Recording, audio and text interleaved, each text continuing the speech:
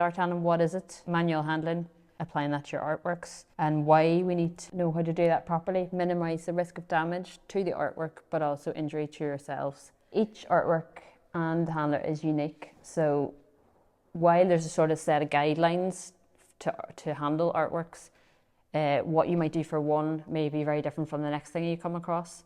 It depends what the materials it's made of, the size of it. No technique is completely without risk, and I suppose it's good to kind of anticipate where there might be issues and have an idea of how you would react if something does go wrong.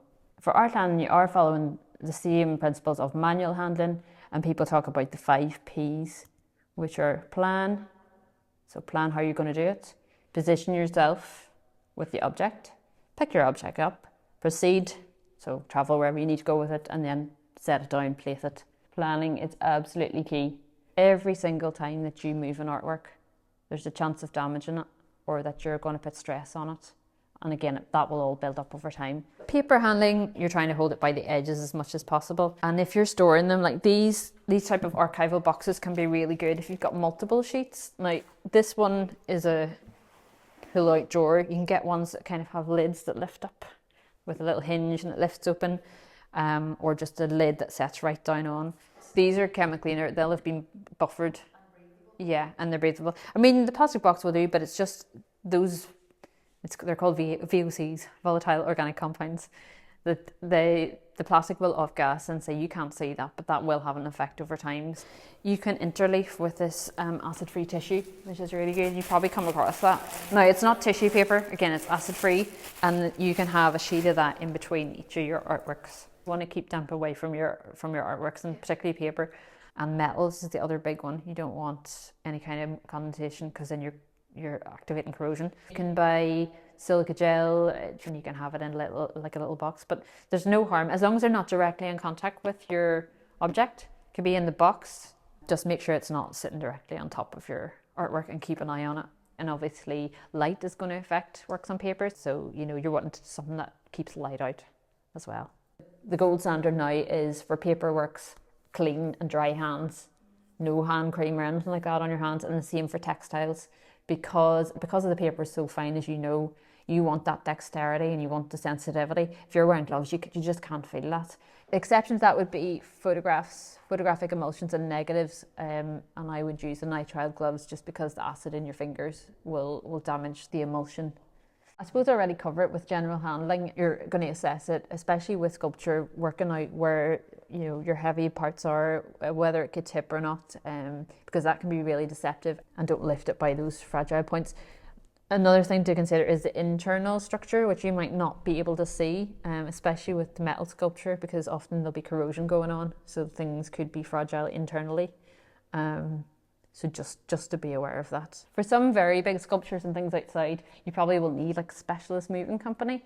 And that's not necessarily going to be an art handling company. They will do it, but if you don't have access to one of those, it might just be like a removals company.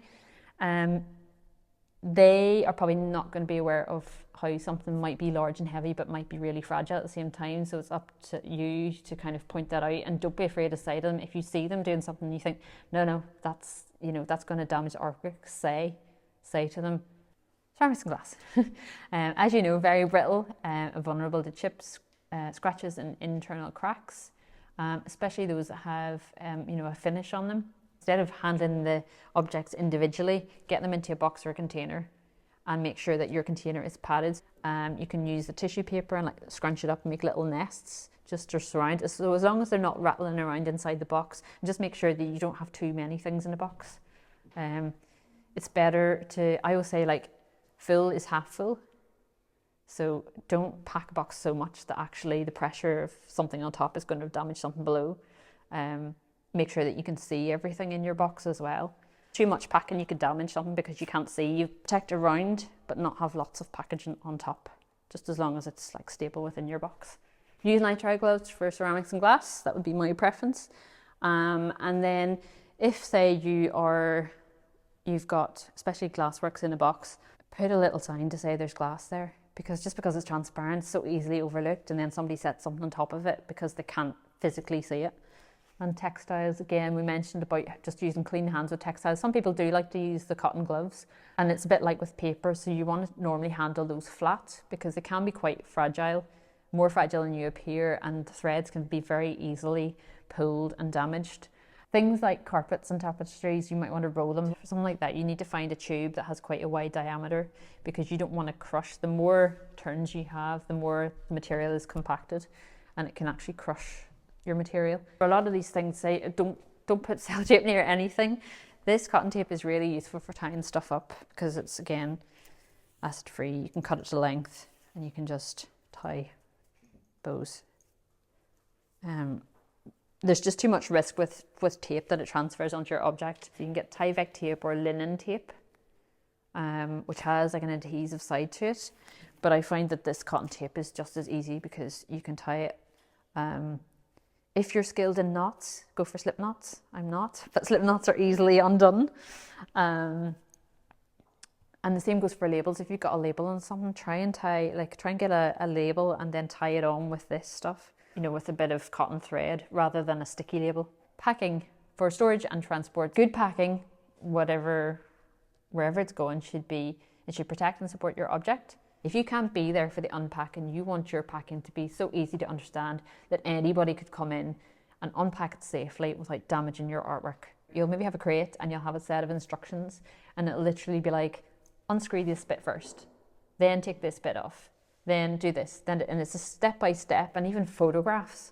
Box half full is full. Make sure when you are packing something that you can see exactly what's in there, and that you're not having to kind of hook in round, and don't rush it. Money saving tip is if you don't have the budget, you want to use some conservation materials, have those next to your object, and then the rest can be whatever you like. There's a whole list there of things that you should opt for if you have the budget, and then ones that you should avoid.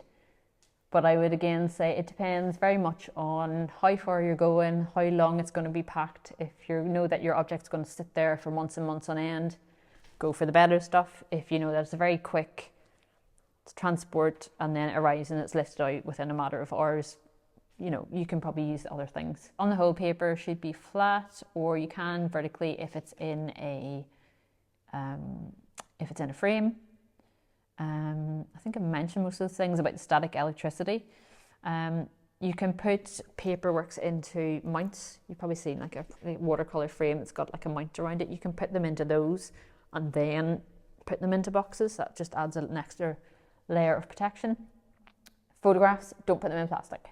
Don't put them in plastic folders because the plastic will off gas and it will affect your photograph.